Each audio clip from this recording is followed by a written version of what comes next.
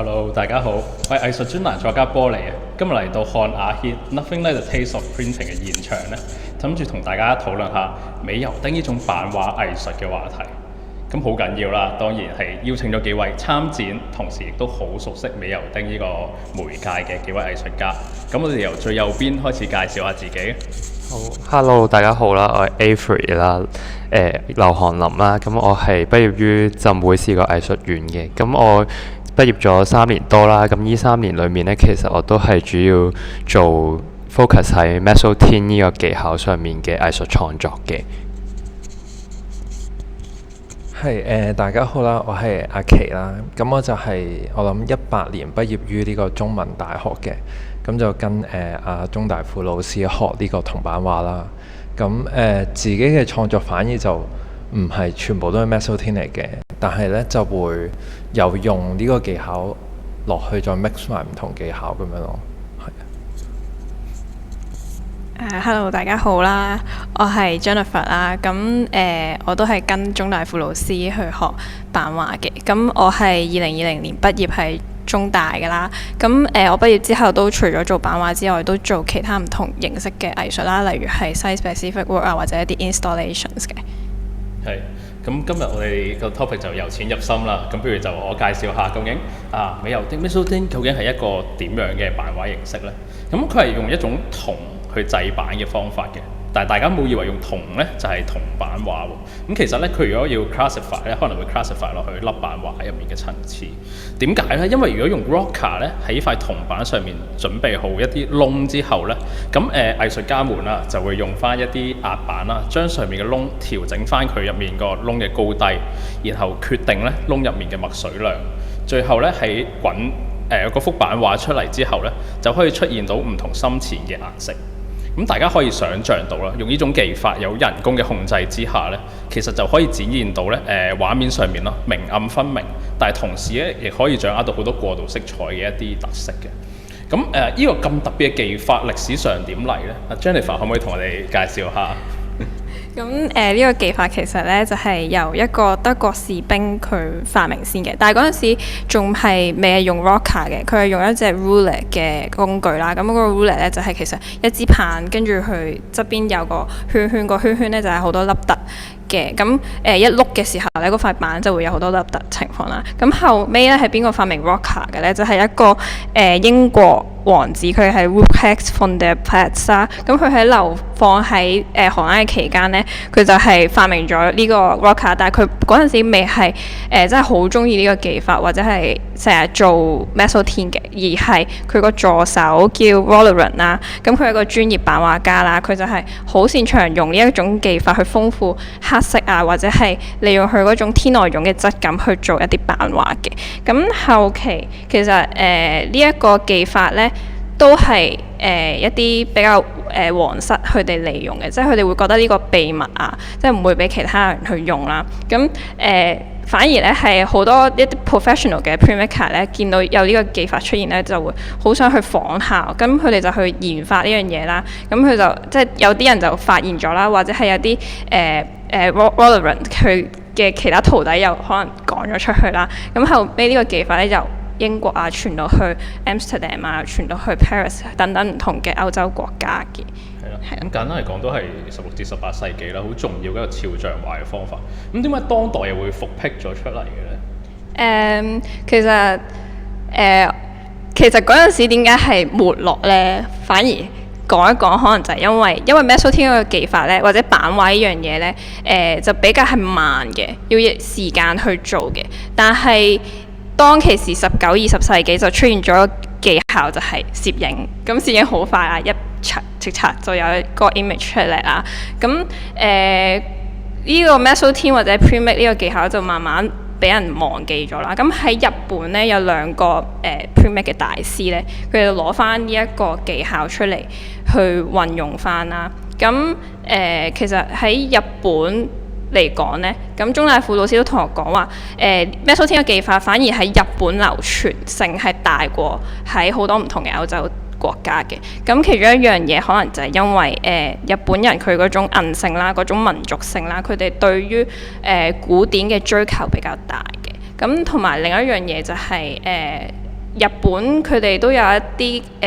唔同嘅紙質啦，就好似係硬皮紙。咁我哋大家都係有用硬皮紙喺我哋嘅 Mezzotint 作品度嘅。咁硬皮紙佢特性就係比較平滑，佢嘅表面吸油密性好強嘅。所以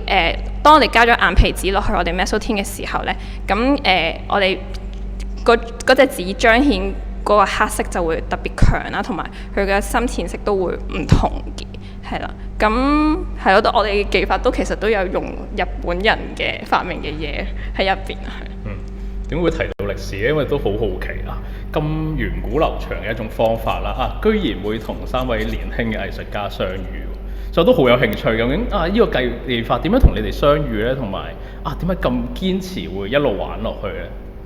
咁等我講下先啦。咁其實呢，遇到呢個技法呢，好大程度點解我哋頭先成日提中大附老師啊？就因為其實我哋就喺大學嘅時候就係佢嘅學生啦。咁佢又好好，因為佢呢，除咗會俾我哋睇佢自己作品之外呢，其實佢有儲落佢一堆同期嘅同學仔嘅作品咁樣嘅，即係係啊，佢上學就會 show 俾我哋睇咁樣啦，跟住就喺嗰陣時就會見到佢喺日本留學嘅時候嘅朋友嘅 Mezzotint 嘅作品啦，跟住當中其實佢唔單止啲嘢好仔細，而且佢嗰個漸變同埋佢做層次嗰個豐富嘅程度係，因為嗰陣時啱啱接觸版畫就覺得好震驚啊，係咯，跟住一直就會用呢個方法去嘗試點樣可以做到呢啲咁細微嘅漸變啊，但係又會再用呢個方法再試下 mix 埋落，譬如頭先講硬皮紙就譬如睇下可唔可以用唔同色嘅硬皮紙啊，又或者有陣時唔用啊，又或者多幾塊板啊，咁佢開始玩呢個技巧咁樣咯，係。咁我就講下點解我會接觸 Mezzotint 同埋中意啦。咁本身其實我都係好中意啲寫實同埋 classic 嘅一啲 painting 或者藝術品嘅。咁即係我就有啲唔同啦，可能同另外2位藝術家嘅經歷。咁因為我本身咧其實唔識版畫嘅，咁喺 Year 2嘅時候咧，誤打誤撞去咗意大利 exchange 啦，咁喺嗰度咧反而就主修咗版畫呢樣嘢。咁因為咩都唔識啊嘛，咁所以嗰個 tutor 咧就叫我哋去圖書館度搜集下資料啦，咁樣咁就睇咗好多意大利有好多唔同嘅古代即係古典嘅藝術書，咁就見到 Mezzotint 嘅技巧，就覺得好中意咁樣。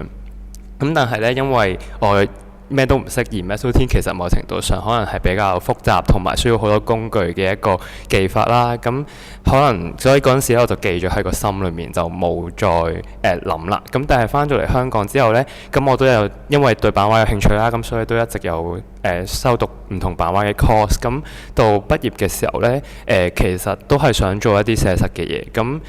但係因為知道腐蝕啊或者其他版畫嘅技法，其實都可能比較難去控制同埋achieve 到一個喺短時間內 achieve 到一個好寫實嘅一個畫面啦。咁所以嗰陣時都算係一個挑戰，就由頭學起，就自己睇書啊、問人啊，咁就開始 pick up Mezzotint 呢樣嘢啦。咁就做咗自己第一份 Mezzotint 嘅作品之後呢，咁之後繼續落去呢，都有 keep 住做，因為都想繼續鑽研呢樣嘢啦。因為始終呢樣嘢都係可以 achieve 到一啲我中意嘅嘢，咁亦都去對版畫即係嗰個要求啊，同埋運用即係唔同嘅方法，其實都有佢嘅特別嘅地方啦。咁所以呢一啲位都令到我堅持一直都去鑽研呢樣嘢咁樣咯。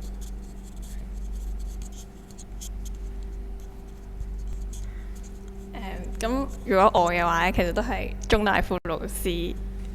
即係師承中大附老師嘅。咁但係點解我會中意版畫咧？就係因為嗰陣時我以前中學咧就係讀 Phy Chem Bio 嘅。咁即係我對於科學化學呢啲嘢好有興趣啦。咁嗰陣時一入到中大，我見到有 film cupboard 咁正，即係可以玩啲化學嘢啦。跟住問下原來係做 pre-med 嘅。咁嗰陣時好後期。Year 3，因為版畫 course 太長手，Year 3先 read 到啦。咁嗰陣時Mezzotint 呢樣嘢呢，即係其實中大附老師係乜都教我哋嘅。但係因為 Mezzotint 嗰樣嘢比較要用工具嘅叫 rocker，即係頭先都介紹咗啦。但係嗰陣時我哋未有嘅，中大輔老師就叫我哋你用戒都得㗎啦，即係戒極咧，即係我印出嚟咧，唔知點解都唔吸墨啦，即係印出嚟嘅畫面都係好唔好睇啦。咁嗰陣時就把心話買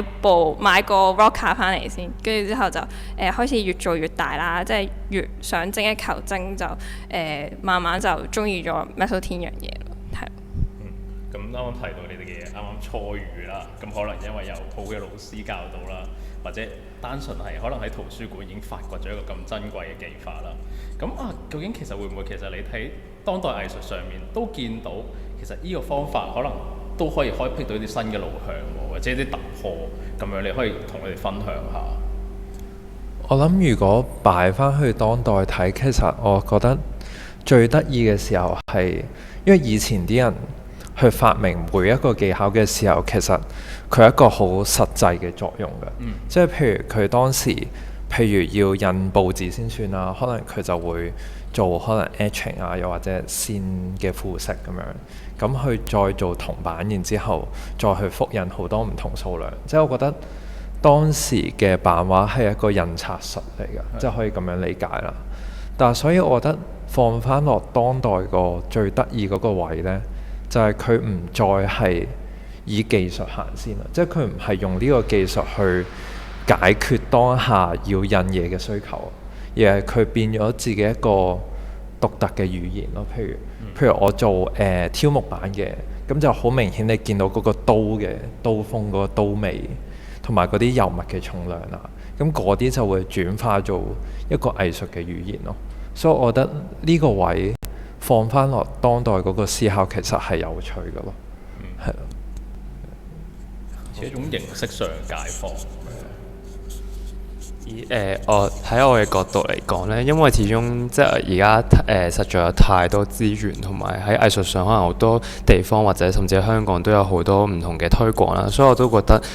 即係當代藝術其實而家好似係一個百花齊放嘅境地，甚至我會覺得好似有啲飽和去偏向咗某一啲位，即係可能係偏向咗 idea 上啦，或者係一啲創新上嘅嘢。咁我覺得Mezzotint 或者版畫呢個角色呢，就好似係一個調和或者中和嘅作用咯。因為雖然即係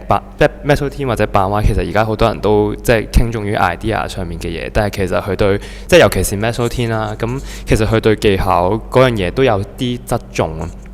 咁而呢樣嘢其實係一個好實在嘅嘢，咁我就會覺得佢其實好似係喺一啲芸芸嘅唔同當代藝術嘅唔同形式上面，其實佢可能係會擔當住一個好似定海神針嘅一個位，或者係一個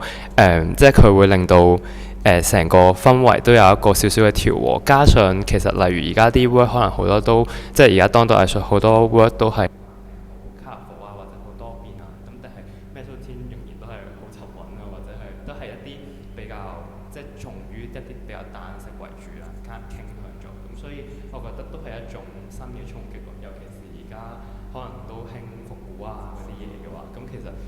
即係 Mezzotint 好似就係大興咗一個復古嘅潮流，但係雖然佢係古代嘅嘢，但係佢都係可以係一個潮流咁樣，即係我就會覺得佢係一個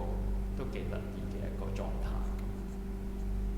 係，我都同意，因為其實我覺得而家 observe 到而家可能香港個 area 都好多唔止係版畫啦，佢哋都會重新思考翻佢哋自己嘅技藝，然後會唔會化咗一啲新嘅當代藝術形式咧咁樣？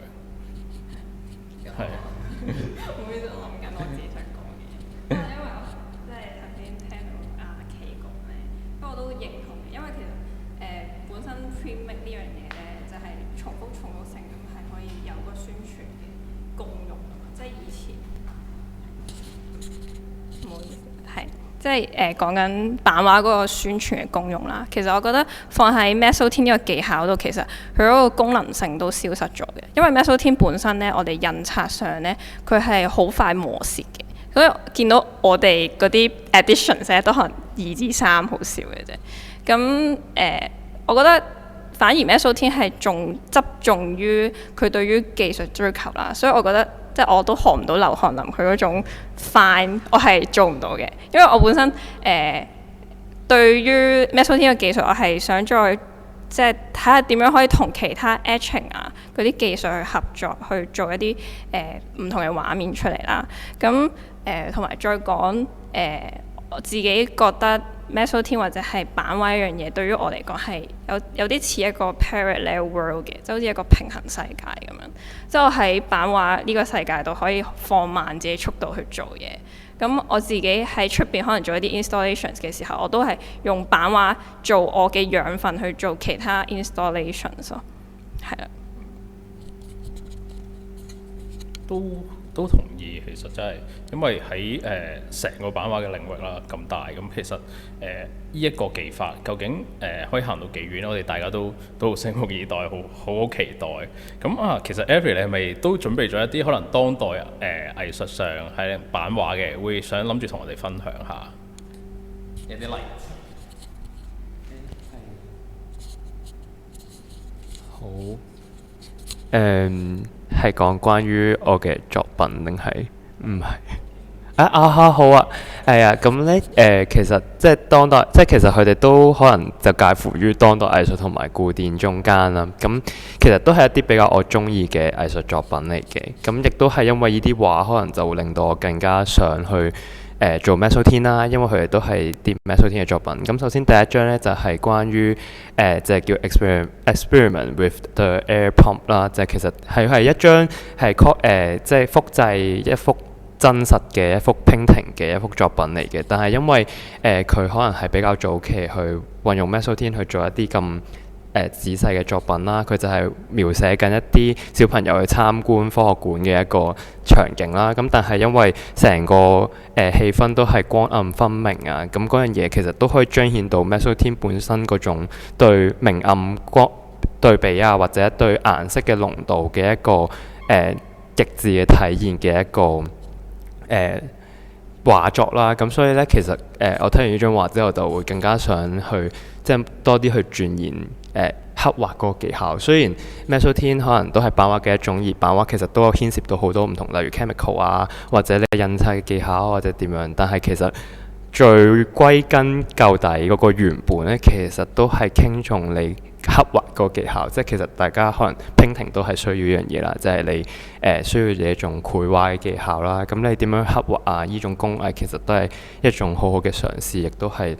對我有好多啟發啦，或者甚至可能對當代藝術有個啟發啦。咁而另一張呢，其實頭先 Jennifer 都有講過嘅嗰兩位日本大師嘅其中一個大師啦，咁就係濱後洋三啦。咁佢就係其中一個，即係因為日本嗰兩個大師其實都係好傾重於做顏色嘅美油丁版畫啦。咁而呢個就係其中一個算係好出名，亦都係可能偏近於當代藝術嘅一個作品啦。咁其實即係一個藝術家啦。咁其實佢做嘅嘢咧，多數都係用 Mezzotint 去 achieve 一啲顏色嘅圖形，去做一啲 organic 嘅嘢，例如水果啊，或者一啲車厘子啊，或者一啲蝴蝶啊咁嘅一啲 organic 嘅生物啦。咁而因為即係呢一幅畫去做，因為佢用 Mezzotint 去運用喺呢一個技巧裏面，其實嘅即係佢嘅作品裏面咧，其實嗰個重點就係因為 Mezzotint 本身佢可以吸到好多墨啦，咁所以佢印出嚟嘅時候咧，佢嘅顏色啊，你見到佢嘅紅色其實係喺一個一個比較暗嘅一個通裏面，其實係一個好突出嘅效果啦。而可能其他版畫，但係咧亦都顯示咗佢嘅一個古典性喺裏面啦。咁而我覺得其他版畫未必可以做到呢一種咁嘅層次啦，因為佢墨嘅濃度啊，因為頭先大家都有提及到啦，因為 Mezzotint 係用粒嘅洞去吸收一啲墨㗎嘛，咁而嗰啲粒嘅洞去吸入嗰個墨嘅程度而去印刷出嚟咧，其實佢係喺個紙張上面，雖然我哋而家可能肉眼未必會見得到，其實佢都會有一定嘅厚度，而呢啲嘅厚度其實亦都影響咗我哋去觀察呢幅畫嘅一個顏色上嘅變化咯。而呢一個顏色嘅版畫同埋頭先嗰個側重於技巧上面嘅 Mezzotint，亦都係我覺得係喺當代嘅版畫裏面係一啲比較出色嘅一啲版畫咁樣。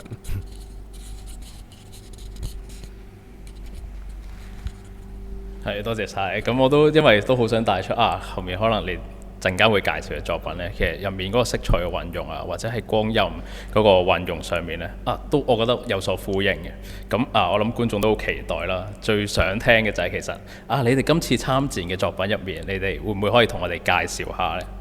一係由好啊，好啊。咁其實如果睇我嘅作品入面呢，咁我諗幾乎都係差唔多全場最細嘅。咁其實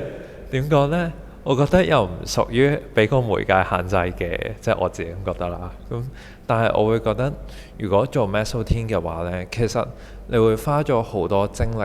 喺處理個版面上面嘅細節啊，因為佢唔同其他媒介，應該係其他技法，譬如我攞酸去腐蝕啊，又或者攞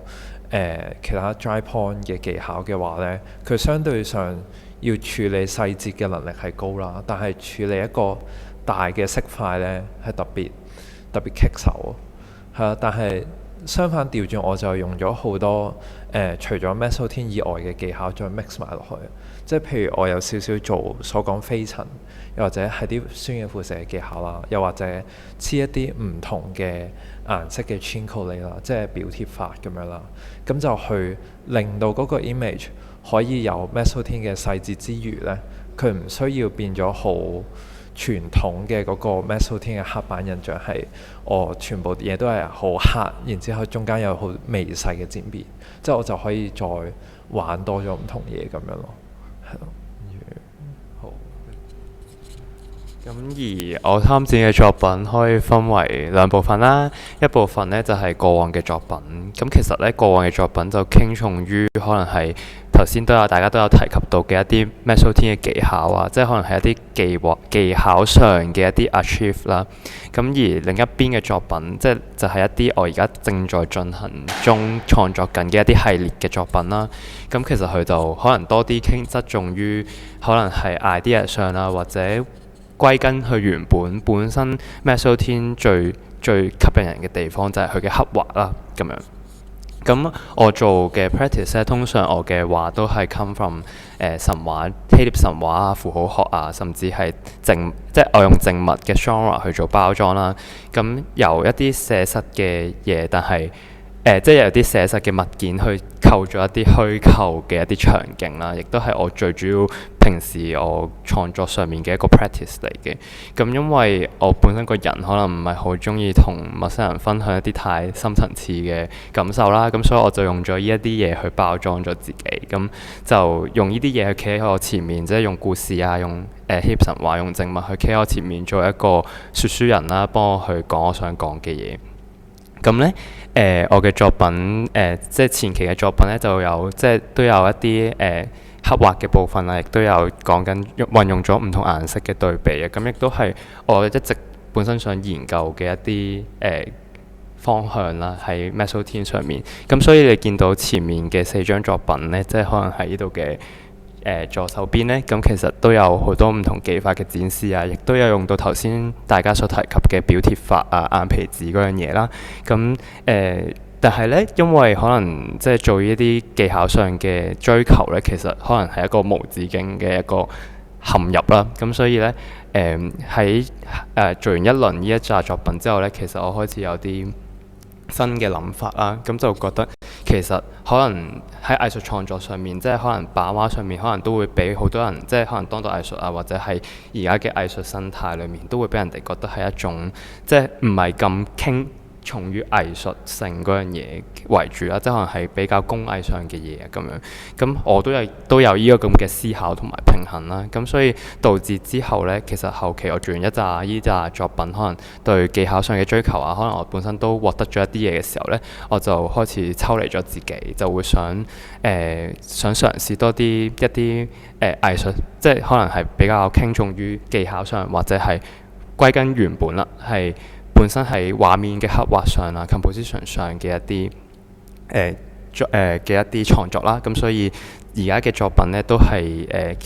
即係所以你見到我而家作品可能係減少咗好多唔同嘅即係 so call 嗰啲技巧，亦都冇用到硬皮紙呢樣嘢啦。咁直接就係將嗰塊版畫印喺張紙上面，因為咁樣就可以即即係可能係挑戰自己，即係可能係令到自己可以刻畫上面再有多啲花多啲功夫，亦都有嘗試唔再用多色板去分割唔同嘅版啦，就係喺一塊板上面 apply 唔同嘅顏色啦，咁從而去撞一啲新嘅composition 或者一啲新嘅畫面出嚟啦，咁亦都有可能就加入一啲本身 Mezzotint 可能大家都可能會諗啊，咁 Mezzotint 其實就係做寫實嘢喎，即係你就係畫啲好真嘅嘢去顯示，咁但係喺新嘅作品上面我都有加入啲 geometric 啊或者一啲比較 abstract 甚至係 illustrative 嘅元素，咁去令到成個畫面上面唔淨止係一張可能俾人哋感覺唔係淨止係一張好古典好正即係規矩嘅一張 Mezzotint 嘅畫咯，而係可能俾人覺得Mezzotint 其實都可以成為一個當代藝術嘅一個藝術品啊，或者係一個其實都可以喺當代藝術圈裏面立足嘅一個技巧或者一個 medium 咁樣，所以就係咁。咁我嘅 Mezzotint 呢，就因為我嘅作品主要其實都有好中媒嘅味道，即係中國媒介工筆畫嘅味道，即係好似好多歐立啊咁樣啦。其實因為嗰陣時我就好中意畫工筆畫嘅，咁啊係啊。咁後尾即係學咗 Premake 之後啦，咁其實都好想搣甩呢樣嘢。跟住我嘅 Mezzotint 就喺呢一度咧，都好多時候想表達嗰種 staging 嘅一樣嘢，好似喺一個舞台上面發生嘅一啲事情啦。咁我自己嘅 Mezzotint 都即係都後期好想去加翻其他唔同嘅技法啦，好似係飛塵啊、etching 啊，或者係Chincolet 可能係某部分嘅 Chincolet 咁樣啦。咁自己即係好似有一份嘅作品入邊，我嘅板咧係直情成塊板掉咗落去硝酸去腐蝕嘅，所以佢嘅側邊就可能就有啲啱慘嘅感覺出咗嚟啦。其實都係我自己一啲少少嘅 experiment 啦。咁比較最大嗰幅咧，就係有一個experiment 就係我大面積去漸變飛塵嘅，係喺下部分。咁個比較濕圖嘅，但係我覺得自己都成功咗嘅，係啊。咁所以我自己嘅 Mezzotint都，因為我知道自己唔會去到好似劉洪林嗰種好 fine 嘅狀態，因為我真係我好 appreciate 佢，其實真係而自己我又唔會去到，即係我又唔會想去追求咁 fine 嘅狀態，所以我會想，即係本身我都中意玩 chemicals， 我會想去可能 mix and match 翻其他唔同嘅技法咯，同埋因為我又唔想喺 mix and match 嘅時候缺失咗版畫本身細緻嗰樣嘢，所以我覺得 Mezzotint 精彩在於佢嗰種細緻狀態，係啦。係，我啱啱聽你哋分別嘅分享，我都準備咗一啲追問。不過我想問 Jennifer 先啦。其實你頭先都話自己會運用版畫入面咧唔同嘅技法，你有冇覺得其實入面邊一款同 Mezzotint 出奇嚟夾嘅咧？我覺得 etching 好夾。我喺呢度冇擺一份 work 啦，我有一份 work 係有一張凳喺中間，跟住張凳咧就係用 Mezzotint 嘅，咁側邊咧就係用 etching 嘅。咁反而中間咧我就用咗一張硬皮紙去 cover 啦，咁 etching 嗰度就慢慢過渡出去啦。我覺得etching 唔係 Mezzotint 有一種即係可能爭咗啲嘅地方，就係因為佢係深色啦，而佢做唔到比較線條性嘅效果出嚟啊。反而etching 咧，佢可以附成一啲好幼細嘅線條啦。其實係可以嗰啲叫相輔相成，係啦，即係佢哋互相可以補給大家不足咁樣咯。所以我覺得係幾好㗎。係，我都見到我都好中意入面咧，仲有一幅 blueprint 嗰幅咧，我見就用咗好多唔同嘅方法。其實個畫面入面，你可能想講啲乜嘢咧？ Blueprint 係應該係我最大嗰幅，暫時為止係啊。嗰幅係其實我大部分嘅作品都係講緊徒勞嘅，即係作為面對人生一啲困難嘅時候一種徒勞。嗰一章呢，比較係對於我自己可能未來規劃嘅一個諗法咁樣咯。咁即係可能你都見到我嘅作品入邊好多女性嘅人像喺入邊啦，其實都係我自己嚟嘅，即係我投射咗自己入去我幅畫度咁樣，係咯。因為其實我睇埋另外一幅，都覺得會唔會都有少少可能女性主義嘅色彩，就係好多時候可能女性藝術家就將自己再深入啲嘅情感嘅地方，可能都擺咗喺幅畫入面，所以我覺得好細膩俾我嘅感覺。咁另外就可能轉一轉第二個藝術家問問啦。咁都問問Avery 其實見到有好多幅畫咧，你都話啦，擺入咗神話或者唔同嘅元素喺入面。究竟我都好特別可能 deep into 可能有好似蛋糕台嗰幅畫面入面，你可能想帶出啲咩？會唔會可以透露少少？咁咧，蛋糕呢個系列咧就係我最新嘅一個創作嘅作品啦。咁咧首先講下點解我會用蛋糕嚟做創作咧？咁就要 back to 翻我畢業嘅時候啦。因為本身我畢業嘅時候咧，嗰陣時即係我係讀浸會視覺藝術院。咁其實本身我都係有畫開 painting 嘅。咁喺 painting 嘅時候，即係大家其實都可能好有自己 idea， 或者有好多嘢好想自己抒發。咁但係其實我又即係諗唔到啲乜嘢，或者可能本身我唔係一個咁中意喺畫上面或者係 verbally 想講自己講嘅嘢嘅人啦。咁嗰陣時可能我純粹即係對版畫點解有興趣，就因為版畫喺嗰陣時對我嚟講係一個技術上嘅追求。咁所以嗰陣時咧我就選擇咗蛋糕呢一個object 嚟做我嘅畢業作品啦。咁點解會係蛋糕呢？就係因為我會覺得蛋糕係純粹我就係覺得好靚嘅啫，即係冇其他原因嘅。我又唔係中意食，又唔係有其他原因，只不過覺得佢喺 composition 上啊，或者甚至佢喺畫出嚟嘅時候呢，其實都係容易去 achieve 啦，甚至佢個 form 亦都會好靚啦。咁可能佢上面有粒，即係大家對蛋糕嘅一個既有嘅形象，可能就係一個士多啤梨蛋糕啦。即係例如大家打 emoji 嘅時候，蛋糕都係一個士多啤梨蛋糕。咁我就覺得士多啤梨蛋糕就好即係好貼近我想要嗰種對美學嗰種表現啦。咁因為可能例如佢上面嘅一個士多啤梨係一個 organic 嘅嘢，係一個有顏色好鮮豔，甚至係紅色呢樣嘢可能喺一個顏色嘅色譜上面係一個比較強烈嘅嘢啦。咁但係下面嗰個蛋糕嘅塊面其實一個好正正方方嘅一個即係一個 object 啦。咁亦都係一個純粹一個白色嘅一個立方體。咁佢上下嘅一個對比一個 balance 其實都係我覺得就好似即係蛋糕俾人嘅感覺就係我睇完就會好愉悅咁樣。咁而我嗰陣時想做嘅畫都係咁樣嘅 idea 啦，即係淨係想人哋嚟睇我嘅畫有一種安靜嘅感覺。咁咧其實之後喺唔同嘅畫裏面咧你都會見到可能有士多啤梨蛋糕嘅蹤影。咁但係我一直就冇再用佢嚟做我嘅 topic 啦，因為可能我就開始 shift 咗去用神話去包裝晒成件事。咁但係其實我一直都冇捨棄士多啤梨蛋糕呢樣嘢，因為始終我都係好中意個 form 啦。咁我覺得幾年啦，咁我幾年之後，即係我畢咗業3年啦。咁呢3年我都做咗好多唔同嘅即係 Mezzotint 嘅創作，甚至係作品啦。咁我覺得好似有啲即係開始有啲可以係時候停一停，或者反思一下自己。咁所以我就攞翻士多啤梨蛋糕呢樣嘢嚟做我嘅 topic 啦，好似係一個回顧翻我之前所學到嘅嘢，或者一啲經歷啦。因為本身我嘅作品雖然係同神話有關，但係其實佢哋都係隱藏緊我本身個人喺嗰段即係唔同創作嘅時間嘅嗰段時間所經歷嘅一啲嘢，或者我所信奉嘅一啲價值咁樣。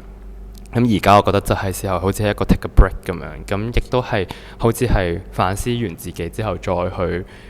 向前咁樣啦。咁其實例如可能呢一幅大幅嘅士多啤梨蛋糕，雖然你見到佢好似係士多啤梨蛋糕，其實佢只係一張台嚟㗎啦，亦都係好似係一個隱喻翻，即係其實我係一個 still life， 但係佢都係一個蛋糕嚟嘅，即係俾人哋感覺都係一個蛋糕，但係其實佢係一個只係一張盛載 still life 嘅台啦。咁亦都即係有一個神話故事喺裏面，而嗰個故事類似就係講信任嘅故事啦咁樣。咁而呢個故事裏面嘅一啲 elements 都有呈現咗喺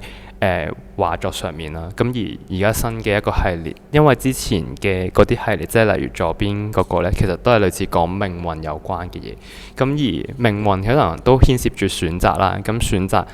再帶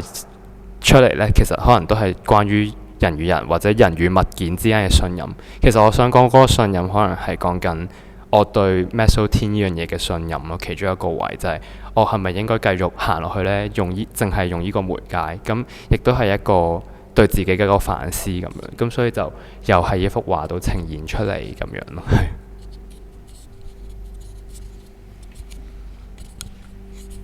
頭先我哋咪後都討論過啊，原來呢個新舊技法之間咧都有好多唔同嘅即係 technical 嘅一個改變啦。咁啊，其實你新嘅即係呢個系列入面，你有咩技法上嘅突破，同埋嗰個秘訣係咩？同我哋分享下。咁咧以前嘅畫啦，咁最早期咁即係舊嘅畫咧嘅主要咧都係純粹喺 Meso Teen 上面嘅刻畫，或者用緊唔同咩即係例如 Shingleya 或者係多版套色嘅技法啦。咁但係當我做咗好多多版套色之後咧，就開始覺得呢樣嘢係有啲悶啊，即係有啲開始又唔可以咁講，即係其實佢中間嗰個方法有啲繁複啦。咁而嗰個繁複其實係有啲即係唔係傾重於藝術創作本身，即係其實只係一個工具嚟，即係你將呢個工具俾另一個人幫你去，即係俾一個可能一個工藝嘅人去幫你去處理，其實可能都處理得到。咁我就會覺得即係同埋呢樣嘢其實都有即係套色都有佢嘅唔好處啦，就係雖然佢可以做到一個好全彩、好色彩鮮豔嘅一個，即係一個都唔係色彩鮮豔，而係一個全彩色嘅作品啦。但係其實佢係犧牲咗版畫，即係我美油釘上面嘅一啲細緻度，因為佢要靠3塊板去，即係可能2至3塊板去疊加一齊創造一個全彩色嘅畫。但係始終油墨咧都有佢嘅 particles， 都有佢嘅一定嘅大細嘅 particles 啊。而呢啲 particles 互相碰撞喺個紙上面，其實紙係好難承載晒所有油墨嘅。咁所以咧就會導致到某一啲 details 其實係會 omit 咗，即係可能就會有少少會有 noise 嘅出現啦咁樣。咁嗰陣時我就喺即係一樣即係so called 工序繁複同埋 noise 嘅情況之下，我就開始諗一樣嘢。咁我係咪真係要追求呢一方面嘅技巧呢？咁樣咁所以我就開始諗咗一樣，其實版畫上面即係又唔係我諗出嚟嘅，咁即係本身版畫上面咧都有一個技巧，即係叫一版多色啦咁樣。咁我只係運用呢個技巧再去即係延伸咗喺新嘅畫上面，咁就會更加傾重於我本身嘅刻畫啦，同埋構圖多過可能係印刷上嘅一啲位啊咁樣。咁但係其實印刷上可能都有啲唔同嘅方法啦。咁即係例如可能我本身可能要上咗一個黑色嘅墨喺中間先嘅。咁當我抹完之後呢，即係整理好黑色嘅部分啦，咁就要清潔好側邊嘅每一個位啦，咁就會再上紅色嘅部分，咁就喺中間再用一啲墨上面嘅技巧咧，去令到中間嘅顏色可以調和同自然啦。咁而咁樣咧，亦都係唔會犧牲咗本身我刻畫嘅一啲細緻度啦。咁所以佢亦都可以呈現咗一個比較即係細緻啲嘅一個畫像啦，亦都唔會話犧牲咗顏色呢樣嘢啦。咁就係一個新嘅嘗試咁樣咯。咁亦都係一個我而家正在去鑽研緊嘅一個少少嘅技巧咁樣。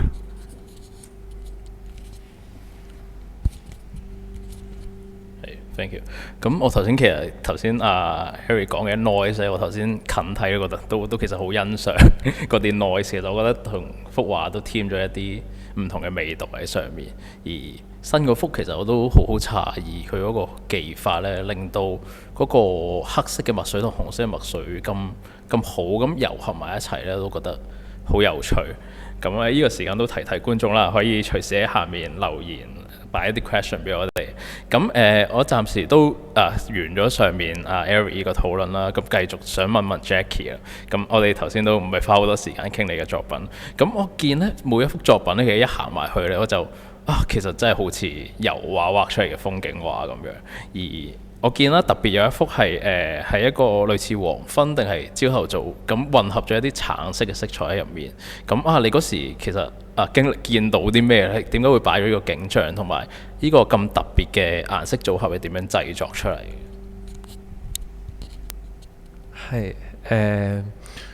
首先要提翻就係可能其實佢見到好似油畫呢，我覺得佢某程度上都係 Mezzotint 嘅一種特質嚟嘅，因為佢本身仿製油畫呢樣嘢啦。咁但係講緊嗰個顏色上，其實我當時創作嘅諗法呢係，因為其實如果睇翻頭先兩個 artist 所講呢，佢哋會做好多，我覺得係叫 storytelling 嘅方向，即係可能佢會擺好多隱喻喺自己張畫，又或者佢可以有好多culture 上嘅故事，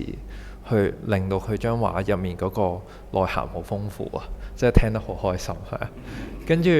但係如果睇翻我自己嘅創作呢，我諗幾乎係啱啱相反，就係我放好少嘅信息入去嘅，即係其實我係反而我諗法係，譬如睇到一個風景或者睇到一個物件咁樣啦，而佢可以勾起你自己望嗰件物件嘅時候嘅經歷啊。即係譬如我喺個黃昏，譬如我睇呢個黃昏嘅時候，可能佢屬於一個好夏天好熱嘅環境啊，又或者可能佢啱啱好係嗰個黃昏嘅光線啱啱係要日落啦，但係你仲見到少少光，而嗰個柔弱嘅光線又好配合你嗰個處於嗰個地方。即係我反而諗緊係用一個畫面去勾起翻你自己嗰一個經驗咯。所以相反就係我冇乜點放一啲好多故事，或者放好多隱喻喺張畫上面咯。而嗰個橙色就純粹嗰個方法就係Avery 所講嘅唔係100色，係幾塊板搭埋一齊。係啊，我都做唔到 Avery 咁仔細一啲作品。係啊，所以我唯有用幾塊板去遮翻自己啲瑕疵嘅。係啊，咁樣。我都覺得一種畫面上面咧好乾淨同埋好簡單嘅感覺咧，更加有一種記憶嘅感覺。我自己睇嗰幅畫係有呢種情感。我想問下咧，你見到嘅畫面入面，你係影低咗啊，定係純粹係你腦海記憶入面嘅一啲片段，同埋呢啲地方係咪都係香港啊，定係其他地方嚟？其實如果講個畫面點樣嚟呢？其實我係影低佢㗎，因為如果好 technical 上咁樣講呢，我點樣去做得佢像真呢？其實我有陣時係要靠一啲電腦軟件㗎，係啊，即係我係有陣時用電腦幫我拆色㗎，係啊，就用拆色，咁我就可以好清楚知道我用咩油墨，佢做咩灰度，而佢即係佢幾個色搭埋，佢可以出到我想要嘅色呢。有陣時係當然一啲好傳統好犀利嘅師傅，佢可以用個腦海就想像到，譬如我個紅色呢度要出得好淺，再搭個藍色，再有少少黃色，咁就有個啡色出嚟。但係即係如果我嘅做法，我就反而會用相啦，跟住就用嗰個相去。其實我分一個叫 key image， 就係我 Mezzotint 嗰塊就係 key， 就係最多 detail 嘅。跟住然之後 on top 就會可能有一個譬如銀色再加綠色嘅油墨，同埋一個啡色加黑色嘅油墨，咁就用幾個色去搭翻嗰一個畫面出嚟咯。係咯，最主要係咁樣。咁我諗作品大家都記得啦，入翻去條 link 度去睇下啦，同埋個展覽度都直接嚟呢度參觀啦。咁想最後啦，展望下未來啊，幾位藝術家嚟緊會有啲咩計劃？不如問下 Jennifer 先。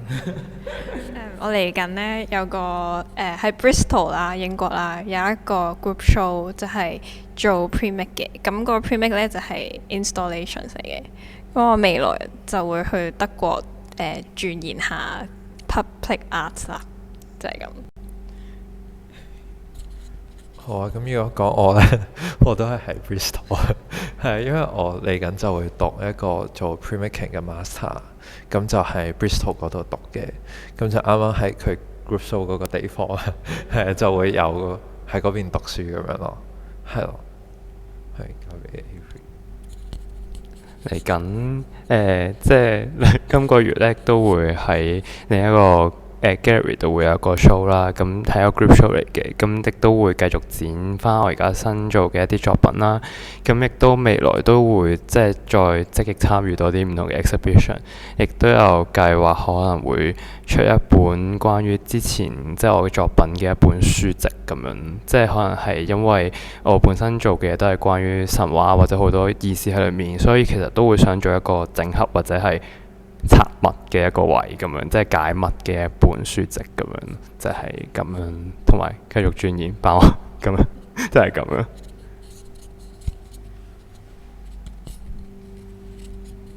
咁嚟到最後啦，都簡單有個做個 wrap up 啦。咁見到3位嘅藝術家都可以見到佢哋對於 Mistletoe 都有唔同嘅取態啦，然後喺畫面上都有自己唔同嘅好獨特嘅風格。咁喺短短嘅時間入面啦，希望大家都可以對於 Mistletoe 有更加深入嘅了解啦。咁喺呢種輕柔嘅面紗之下呢，都睇到呢一種形式有唔同嘅可能性。咁多謝大家嘅收睇啦，喺度亦多謝幾位藝術家，係啊，咁亦都多謝漢亞軒啦，安排咗今次呢個採訪同訪問，同埋Hong Kong AGA 促成咗今次嘅合作。咁亦都希望啦，大家以後可以多啲透過呢個形式交流啦。最後提大家，呢個展覽去到8月13號，咁亦都可以透過直播下面嘅連結呢，直接喺 Artstreet 入面睇到今次展覽嘅所有作品。多謝大家。